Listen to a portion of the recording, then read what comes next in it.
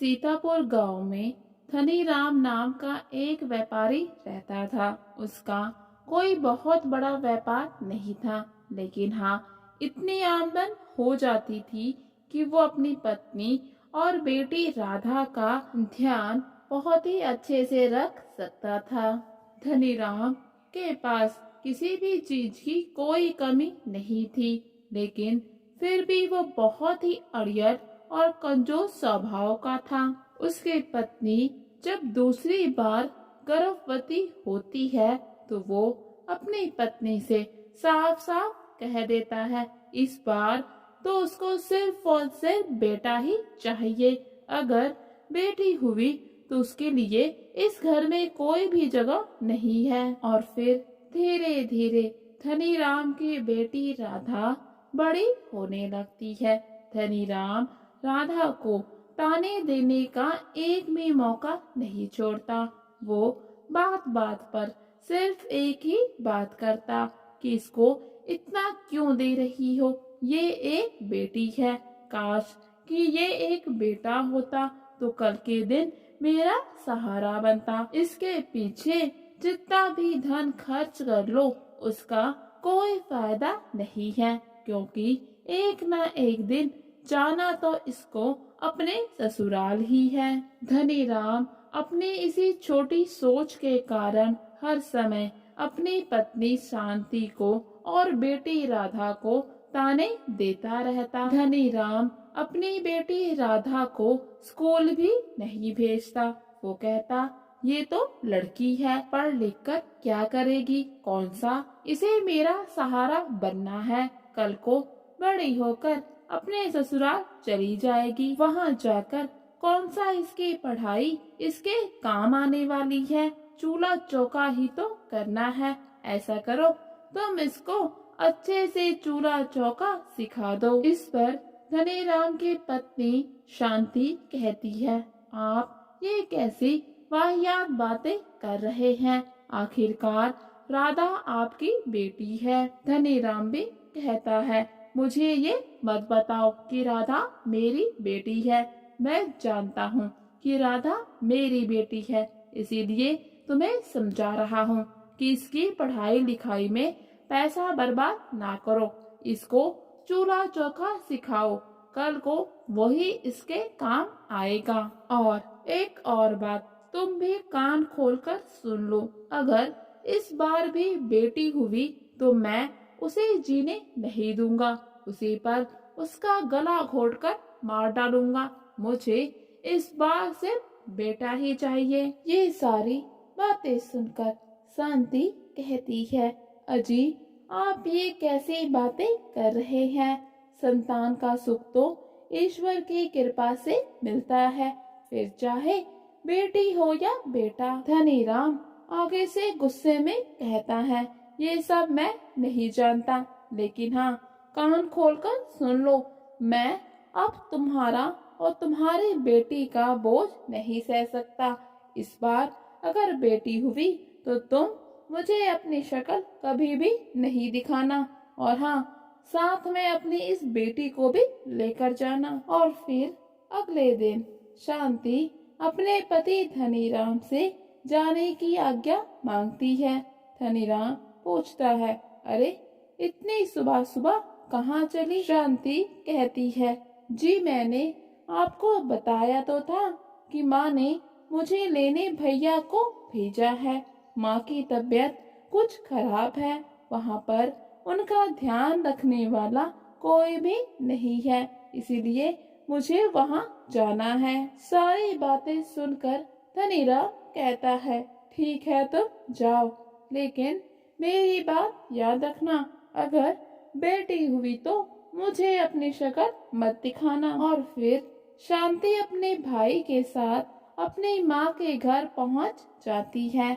माँ से मिलकर उसे बहुत ही अच्छा लगता है, लेकिन मासूम राधा के मन पर उसके पिता की कड़वी बातों का बहुत ही गहरा असर होता है, जिन्हें वो अभी तक भूल नहीं पाई। इसीलिए नानी के घर आकर भी वो बहुत ही चुपचाप और शांत बैठी रहती है। उसके मामा के पूछने पर मासूम राधा सब कुछ सच सच अपने मामा को बता देती है। और फिर कुछ ही दिनों के बाद वहीं दूसरी तरफ धनीराम एक दिन दोपहर के समय खाना खाकर आराम कर रहा होता है कि इतने में एक आवाज बाहर से आती है। धनीराम उठकर बाहर जाता है तो देखता है कि एक साधु महाराज सामने खड़े हैं जो उससे खाने के लिए कुछ मांग रहे हैं। कंजूस धनीराम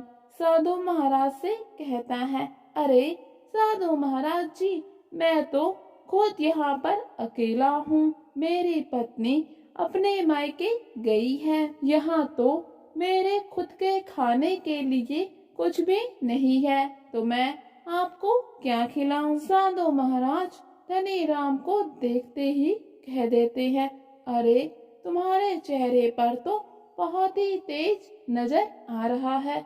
लगता है कि तुम्हारी पत्नी गर्भवती है। ये सुनकर धनीराम को बहुत ही आश्चर्य होता है। इतने में साधु महाराज धनीराम को कहते हैं, ओ धनीराम, तुम किस सोच में गुम हो गए? क्या सोचने लगे कि मैं कैसे जानता हूँ कि तुम्हारी पत्नी गर्भवती है? अरे धनीराम, मैं तो ये भी जानता हूँ कि तुम्हारे घर में भाग्य लक्ष्मी जन्म लेने वाली है, जिसके आने के बाद तुम्हारे घर में धन संपत्ति की अपार वृद्धि होगी। तुम्हारा कारोबार रातों रात उन्नति करेगा। ये सारी बातें सुनकर धनीराम मन ही मन बहुत ही खुश होता है और बहुत ही बेसब्री के साथ अपनी पत्नी और बेटी राधा के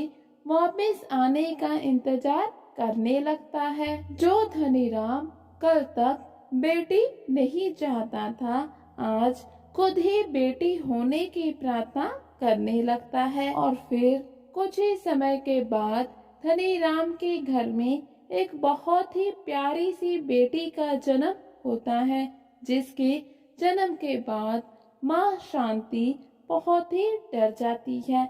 लेकिन धनीराम का बदलावा रूप देखकर उसको भी बहुत ही आश्चर्य होता है। लेकिन फिर उसको ये सोचकर राहत मिलती है कि उसके पति का ये बदलाव उसकी बेटियों के लिए बहुत ही अच्छा है। शायद ईश्वर ने उस पर अपनी कृपा कर दी है। धनीराम अपनी बेटियों से अब बहुत ही खुश रहता है। धीरे धीरे धनीराम के व्यापार में दिनों दिन बहुत तरक्की हो जाती है।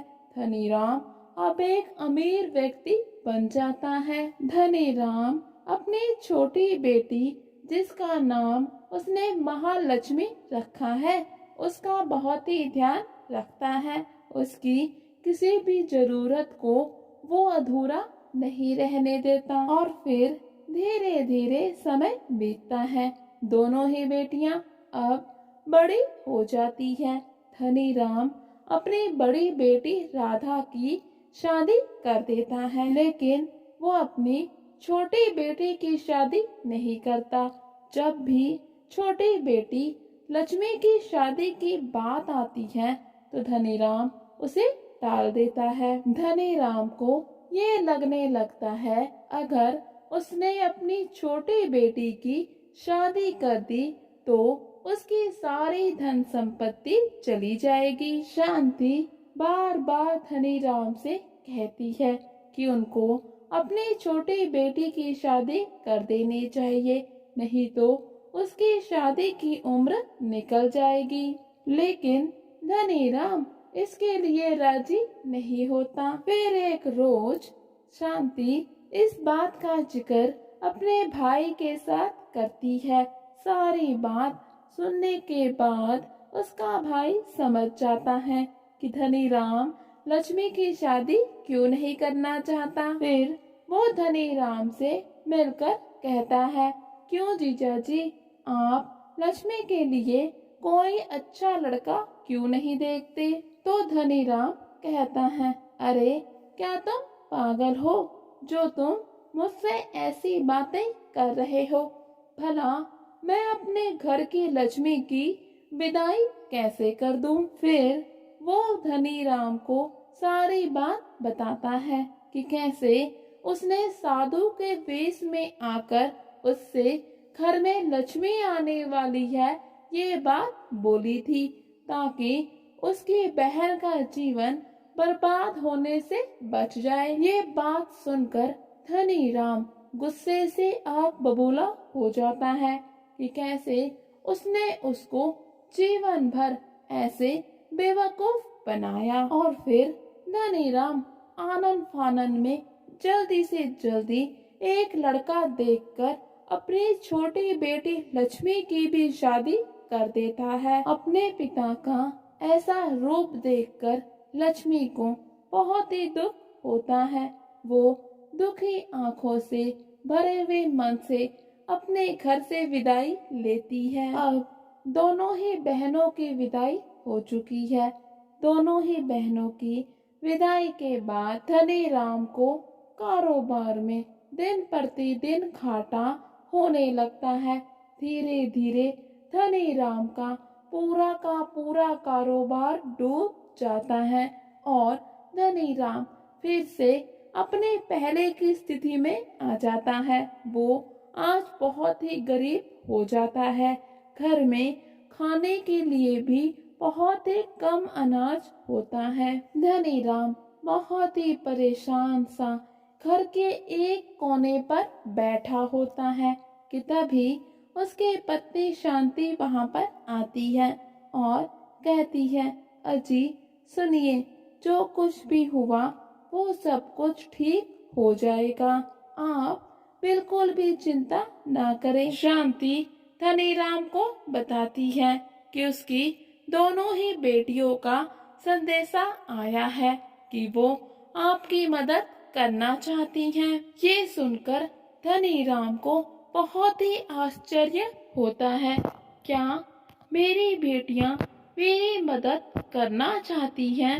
वो बेटियां जिन्हें मैंने कभी भी बेटी नहीं समझा, जीवन भर बस ताने ही देता रहा, क्या वो मेरी मदद करना चाहती हैं? धनी राम को आज सब कुछ समझ आ जाता है कि बेटियां ही घर की असली लक्ष्मी होती हैं।